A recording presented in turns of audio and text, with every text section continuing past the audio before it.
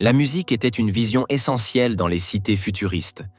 Pourtant, en observant votre environnement actuel, il semble que ce ne soit plus le cas.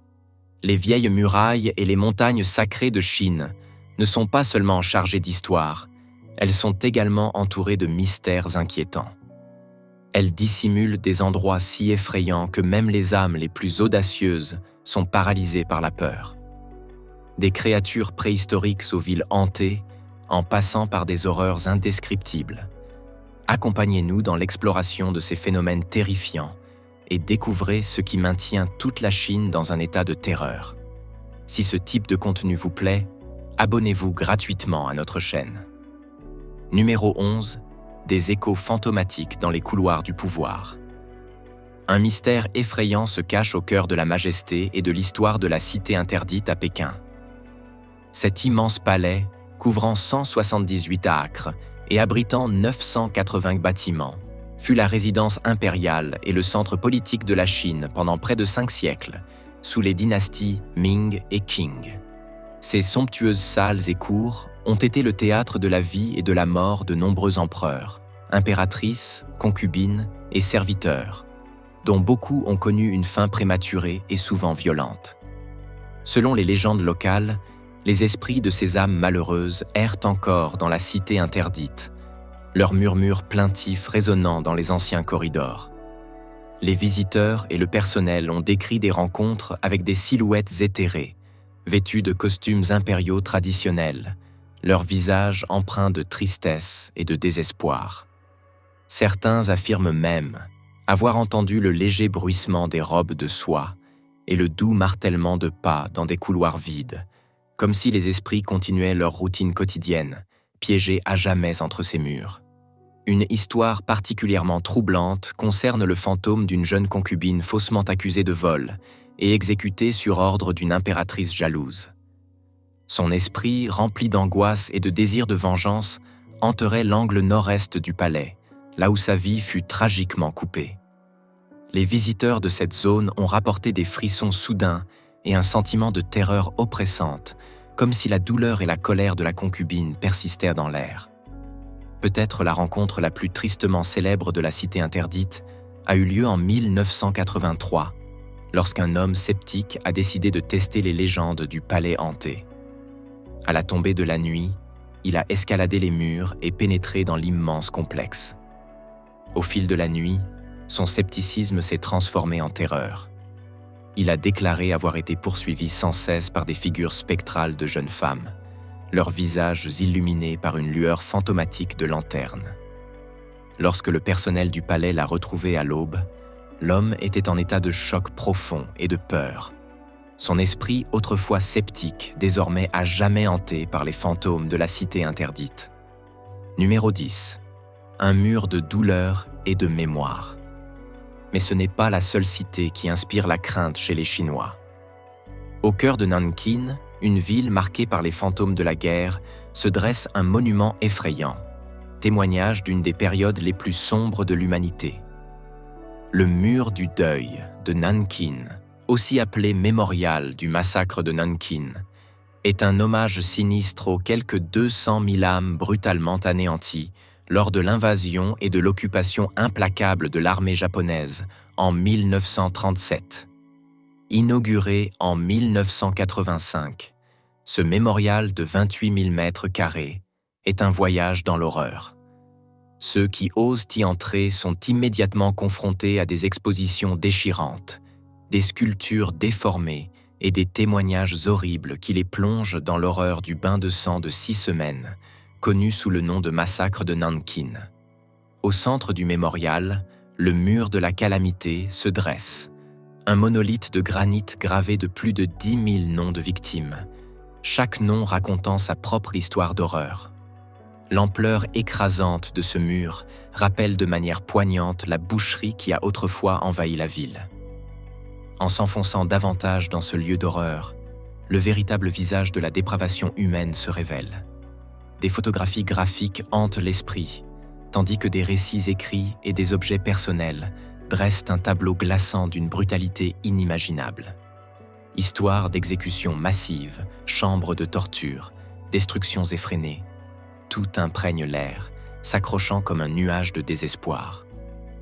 Peut-être le récit le plus terrifiant est celui du concours de massacre entre les officiers japonais Toshiaki Mukai et Tsuyoshi Noda. Ces véritables démons humains rivalisaient pour être les premiers à décapiter 100 civils chinois uniquement avec leurs sabres, transformant les rues de Nankin en un véritable abattoir. Cet acte de cruauté inimaginable, célébré dans la presse japonaise de l'époque, sert de sombre rappel de la facilité avec laquelle l'humanité peut sombrer dans la folie. Mais prenez garde. Certains affirment que le mémorial est plus qu'un simple rappel des horreurs passées. Les visiteurs ont signalé des zones de froid inexplicables, des murmures invisibles et un sentiment oppressant de terreur qui les suit longtemps après leur départ. Certains prétendent même avoir aperçu des silhouettes sombres errant parmi les expositions ou entendu des cris agonisants résonner dans les couloirs vides. Qu'il s'agisse d'esprits tourmentés ou simplement du poids de l'histoire qui pèse sur les lieux, une chose est sûre. Une visite au mémorial du massacre de Nankin n'est pas destinée aux âmes sensibles, et son étreinte glaciale pourrait ne jamais vous laisser complètement indemne. Numéro 9. Les secrets des Shang dévoilés. Certaines pratiques funéraires chinoises sont encore plus brutales. Des archéologues ont récemment découvert un nouveau site d'inhumation et de sacrifice près de l'ancienne capitale de l'État de Shang. Cette découverte, située à quelques kilomètres des ruines de la prospère cité de Yin, a révélé une multitude d'artefacts et de connaissances sur la vie et les croyances du peuple Shang, qui dominait la région il y a plus de 3000 ans. Le site, s'étendant sur près de 100 acres, comprend 28 tombes. Parmi elles, 3 tombes majestueuses se démarquent, leur forme reflétant le caractère chinois Song, signifiant « loyal ». On pense que ces immenses structures appartenaient à de hauts fonctionnaires ou à des membres de la famille royale, offrant un aperçu rare de la hiérarchie et de la structure sociale de l'État Shang. Mais la véritable surprise réside dans les puits de sacrifice entourant les tombes. Les premières fouilles ont révélé des restes de chevaux et d'autres animaux, une pratique courante dans la Chine antique, où les sacrifices animaux étaient profondément ancrés dans les rituels funéraires.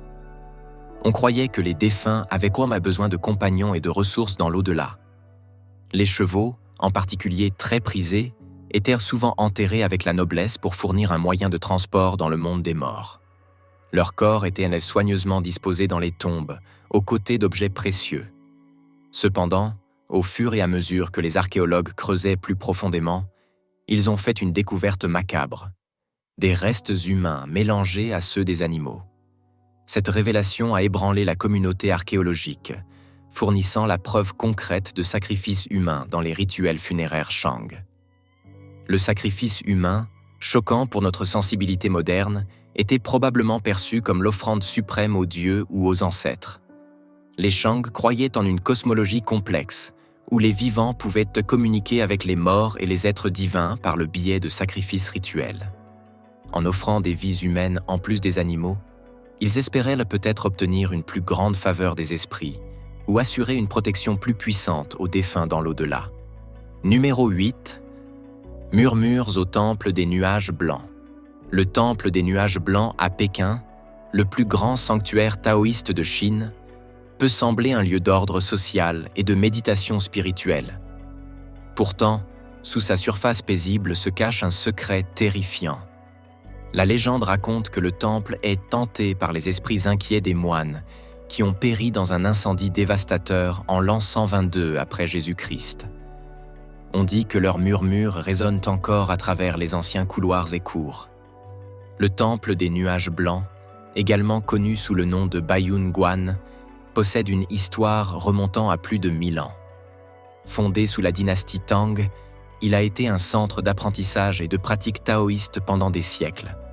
Son vaste complexe, couvrant plus de 60 000 mètres carrés, abrite une variété de salles, de pavillons et de sanctuaires, chacun imprégné de siècles de traditions spirituelles. Mais ce sont les événements tragiques de l'année 122 après Jésus-Christ qui ont laissé une marque indélébile. Ce jour funeste, un incendie colossal a ravagé le complexe, réduisant une grande partie en cendres. Le nombre exact de moines disparus est inconnu, mais il serait considérable. Par la suite, le temple a été reconstruit, mais les cicatrices de la tragédie sont demeurées. Aujourd'hui, les visiteurs du temple des nuages blancs rapportent des phénomènes étranges et dérangeants. Certains affirment entendre le chant léger des moines, même lorsque le temple est vide. D'autres évoquent un sentiment de tristesse et d'inquiétude, particulièrement dans les zones les plus touchées par l'incendie. Certains prétendent même avoir vu des silhouettes fantomatiques, vêtues de tuniques de moines taoïstes, errer dans l'enceinte du temple. Numéro 7. Le royaume enchanté du lac Kanas. Les fantômes ne sont pas les seules créatures qui hantent la Chine. Des monstres terrifiants rôdent également. Nichés dans les hautes montagnes où convergent les frontières de la Russie, de la Mongolie, du Kazakhstan et de la Chine, se trouve le lac Kanas, une étendue scintillante d'eau turquoise s'étendant sur plus de 27 km. Sous sa surface immaculée, la légende affirme qu'une créature semblable au célèbre monstre du Loch Ness sommeille, ses origines enveloppées de siècles de mystère et de peur. L'histoire du monstre du lac Kanas remonte au XIe siècle, avec des rumeurs suggérant que le mausolée de Gengis Khan reposerait au fond du lac, gardé par un féroce dieu des eaux. Mais c'est un incident glaçant des années 1970 qui a véritablement alimenté les craintes modernes. Un berger local, se réveillant d'une sieste, a découvert que ses 10 chevaux avaient disparu sans laisser de traces, ne laissant que des empreintes de sabots près du rivage et une sinistre teinte rouge sur l'eau. Cet événement inexplicable a engendré d'horrifiantes théories au sujet d'un prédateur monstrueux tapi dans les profondeurs. Le premier signalement officiel est survenu en 1980, rapporté par le journal d'État Guangming. Le garde forestier Yin Gang a affirmé avoir vu un objet rouge géant, long de plus de 15 mètres, flotter au milieu du lac. Son témoignage a suscité l'inquiétude du public et déclenché une semaine de veille, qui n'a révélé aucune nouvelle apparition de la créature insaisissable. Depuis, les témoignages se sont multipliés, décrivant une créature au long cou et bosselé, ressemblant au monstre du Loch Ness. Malgré de nombreuses recherches et des scans sonars, aucune preuve concrète n'a été trouvée. Certains scientifiques suggèrent que ces apparitions pourraient être attribuées à de grands poissons, comme l'ombre arctique, pouvant atteindre 1,80 m de long. D'autres avancent la possibilité d'espèces non répertoriées, voire de reliques préhistoriques comme des plésiosaures, survivant dans l'écosystème isolé du lac. Numéro 6. Les énigmatiques conduits du royaume montagneux. D'autres mystères entourent la Chine, notamment dans les hautes montagnes embrumées de la province reculée du Qinghai.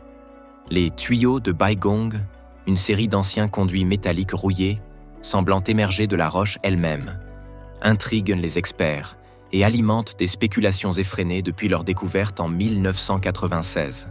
Ces tuyaux singuliers, de diamètre variable, de 3 cm à plus de 40 cm, parsèment les flancs du mont Baigong. Certains s'enfoncent profondément dans la montagne, tandis que d'autres courent le long de la surface avant de disparaître à nouveau dans le sol. Ce qui frappe le plus, c'est leur ressemblance étonnante avec des canalisations fabriquées artificiellement, présentant une épaisseur uniforme, des angles droits et une teinte oxydée suggérant une grande ancienneté. L'origine des tuyaux de Baigong fait l'objet de vives discussions. Certaines théories, les plus ordinaires, avancent qu'il pourrait s'agir des vestiges d'un ancien projet industriel tombé dans l'oubli. D'autres, plus extravagantes, y voient la preuve d'une visite extraterrestre ou l'œuvre d'une civilisation technologiquement avancée ayant précédé l'histoire écrite. Toutefois, les géologues proposent une théorie plus rationnelle, selon laquelle les tuyaux de Baigong seraient le résultat de processus géologiques naturels.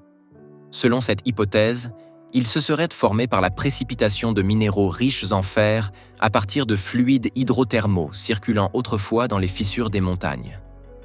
Au fil du temps, ces dépôts minéraux se seraient accumulés, créant des structures tubulaires désormais sources de perplexité et d'intérêt.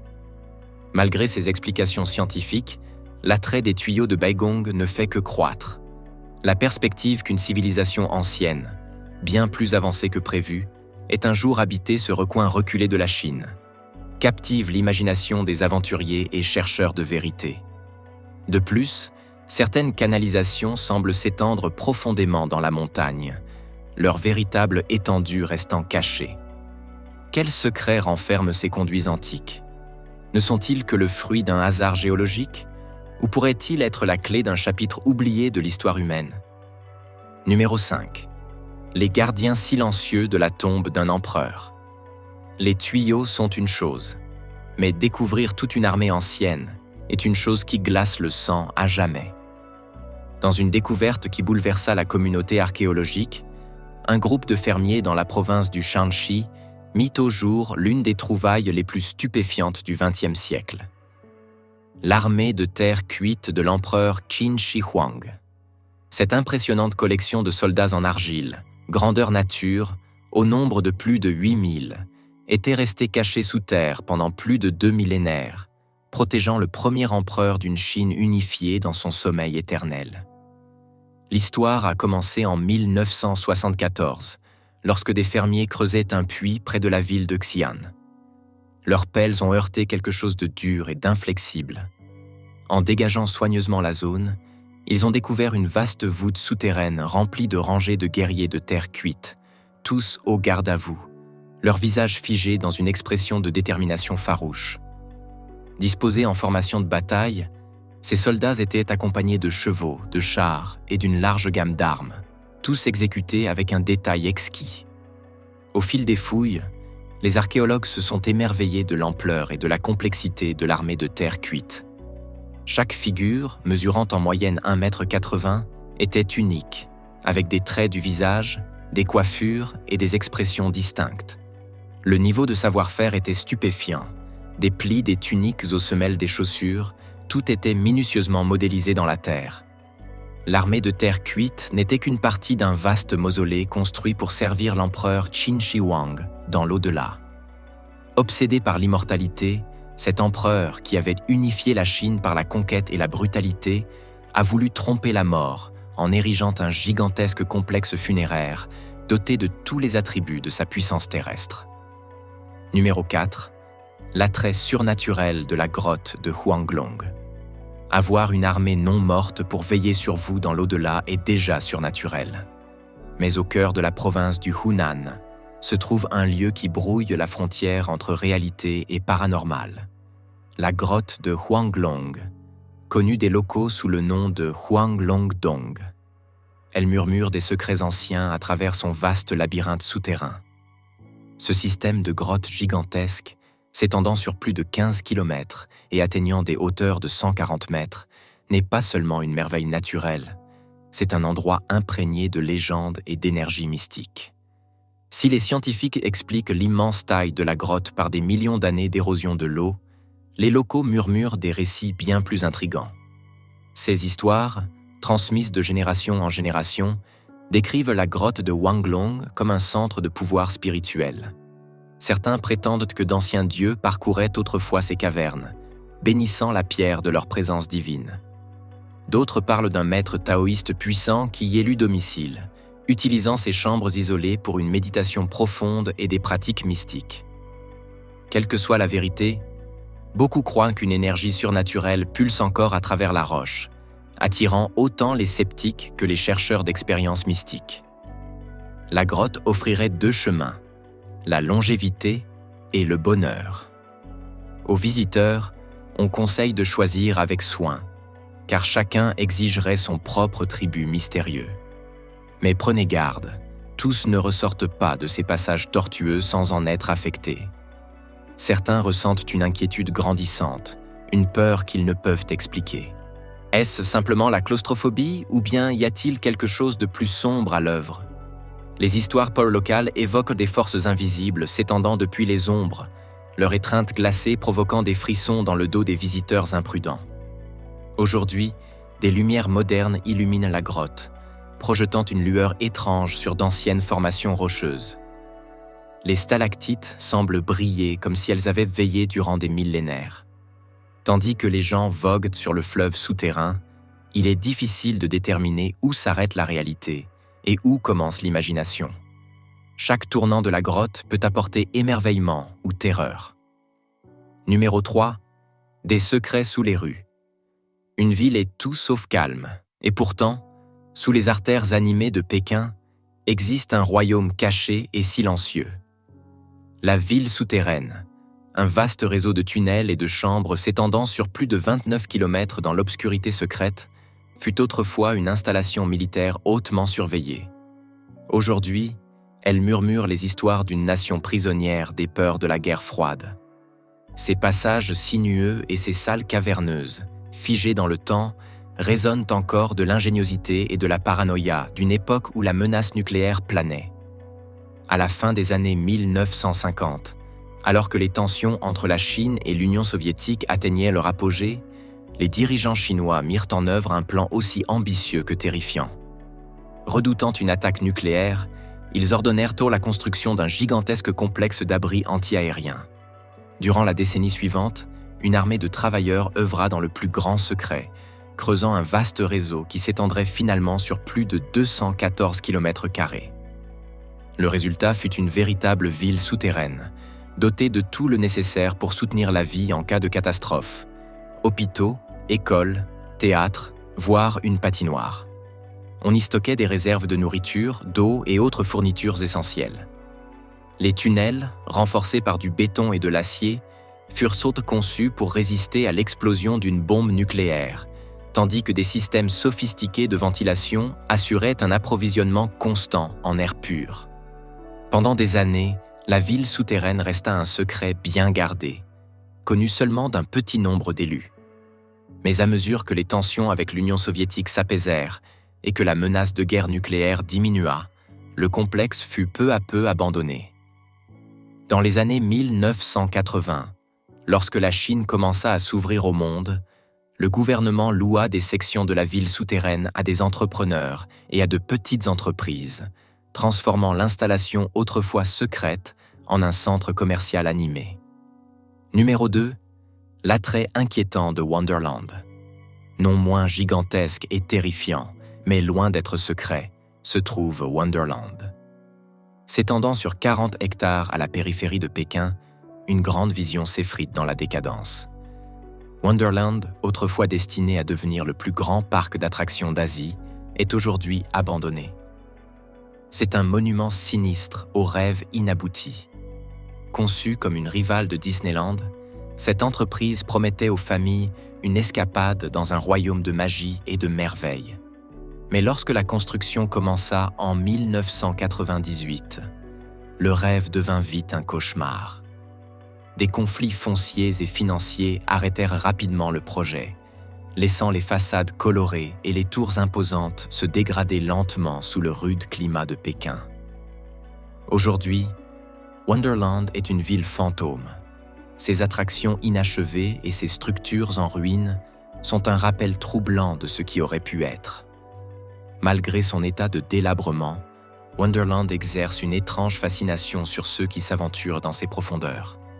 Certains viennent en quête d'aventure, attirés par le frisson d'explorer un parc abandonné. D'autres recherchent des réponses, espérant percer les secrets derrière la mort prématurée du projet. Mais tous ressentent une angoisse inexplicable, comme si le parc lui-même était vivant et observait, ses rêves brisés et ses espoirs détruits résonnant dans les rues vides. Numéro 1. Une symphonie de pierre et d'esprit. D'autres mystères émergent face à Maijishan, un complexe de temples bouddhistes creusés dans les parois abruptes des monts Qinzheng, captivant par sa beauté sereine et sa riche histoire. Sous cette façade tranquille se cachent pourtant des énigmes, des symboles inexplicables et d'étranges caractéristiques architecturales susurrent d'anciens secrets qui défient la compréhension moderne. Pendant des siècles, ces mystères ont intrigué érudits et aventuriers, leur sens réel restant insaisissable. L'histoire de Maijishan commence il y a plus de 1000 ans, sous les dynasties Wei du Nord et Sui. Selon la légende, un groupe de moines errants arriva sur le site et fut impressionné par sa beauté naturelle et son énergie spirituelle. Ils commencèrent à sculpter des temples et des sanctuaires dans la falaise, n'utilisant que des outils manuels, leur sueur et leur sang. Au fil des siècles, des générations de moines et d'artisans poursuivirent leur œuvre, créant une saisissante collection de plus de 7000 statues bouddhistes, peintures et inscriptions, couvrant plus de 2800 mètres carrés de parois de grottes. Cependant, alors que les visiteurs arpentent les couloirs sinueux et les chambres aériennes de Maijishan, ils ne peuvent échapper à un sentiment d'inquiétude, comme si les grottes elles-mêmes étaient vivantes et observatrices. L'air est frais et humide, empreint de faibles échos de chants, éclairé par la lueur vacillante de bougies. Partout, le regard est accueilli par les visages énigmatiques d'innombrables Bouddhas et Bodhisattvas, chacun semblant détenir un secret, juste au-delà de la portée de la compréhension mortelle. Pour les moines qui bâtirent Maijishan, ces secrets n'étaient pas destinés aux profanes. Beaucoup de statues et peintures contiennent des symboles et gestes cachés, appelés mudras, utilisés pour transmettre de profondes vérités spirituelles à ceux qui avaient suivi des années d'entraînement rigoureux. Pour l'œil non averti, ces mudras peuvent sembler de simples ornements artistiques. Mais pour ceux qui en connaissent la véritable signification, ils sont la clé d'une compréhension plus profonde de l'univers et de soi-même.